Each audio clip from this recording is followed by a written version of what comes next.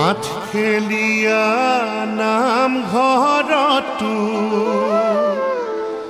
নামৰ ধ্বনি উঠিছে ঢেকীয়াখোৱা বৰনামঘৰত দবাকা বাজিছে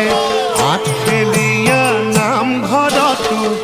নামৰ ধ্বনি উঠিছে শংকৰ মাধৱ দুয়োজনা আছে হিৰৈ ভকতে নাম লয় শুদ্ধ চিত হৈ ভকতে নাম লয় শুদ্ধ চিত হৈ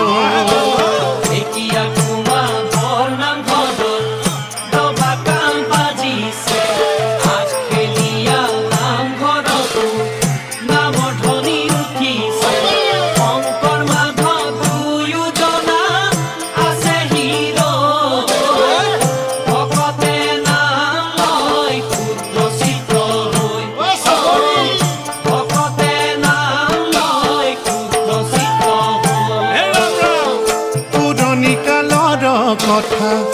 অতি বিতুপন মাধৱদেৱে ঢেকীয়াখোৱা